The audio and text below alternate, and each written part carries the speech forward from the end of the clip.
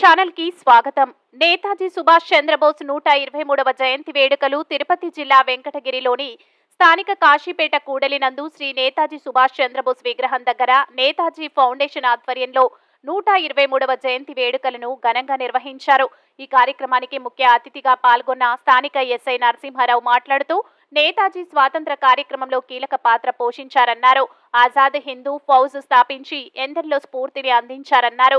ఈ కార్యక్రమంలో నేతాజీ ఫౌండేషన్ వ్యవస్థాపకులు మల్లికార్జునరావు, డాక్టర్ సాయి తేజ, ఆవుల రామాంజనేయులు, గూడూరు వెంకటేశ్వర్లు, సుధాకాసులు, నర్రా రవి తదితరులు పాల్గొన్నారు. జై హింద్ నేతాజీ, జై హింద్ నేతాజీ, జై హింద్ నేతాజీ.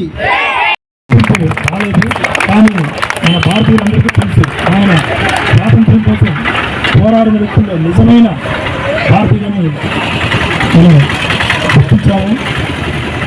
కాబట్టి అందరూ ఎప్పుడు కూడా మన సుభాష్ చంద్రబోస్ గారిని మరవకూడదు. మన గాంధీజీ గారు ఎంత ప్రాముఖ్యత ఉందో మన భారతదేశంలో అంతకు మించిన ప్రాముఖ్యత కూడా మన సుభాష్ చంద్రబోస్ గారికి ఇవ్వాల్సిన ఆవశ్యకత అయితే కంపల్సరిగా ఉంది.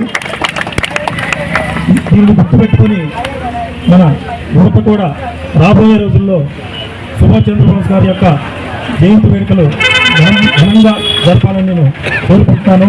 అప్పట్లో మన స్వాతంత్ర సమరం చంద్రబోస్, స్వామి వివేకానంద, భగత్ సింగ్, ఆజాద్ చంద్రశేఖర్ లాంటి ఛత్రపతి శివాజీ ఇలాంటి మహనీయుల చరిత్ర చదివామనుకో మనం జీవితంలో ఎప్పుడు చెడు మార్గంలోకి వెళ్ళాం. ఉన్న స్థాయికి, ఉన్నతమైన స్థాయికి, మహోన్నతమైన స్థాయికి తప్పకుండా ఎదుగుతాం. నేతాజీ కూడా అంత గొప్ప వీరుడు అంటే తన చిన్నతనంలో స్వామి వివేకానంద సాహిత్యాన్ని నూరి కడకణానికి నరనారాన్ని పోసుకునేశాడు ఆయన.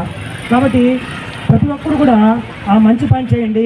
నెక్స్ట్ బర్త్డే కంటే మీ ఇంట్లో ప్రతి ఒక్కరింట్లో ఒక నేతాజీ బుక్ ఉండాలా, దాన్ని సెలవుల్లో చదవండి, ఆ భావజాలం ఏర్పరచుకోండి, మంచి రుజుమార్గంలో వెళ్ళండి. విద్యార్థులు మీకు రాబోయే రోజుల్లో అద్భుతమైన భవిష్యత్తు ఉంటుంది. ఎందుకంటే చూడండి, మా చిన్నతనంలో ఐఐటీలు అంటే చదువుల పేరు వినేదానికి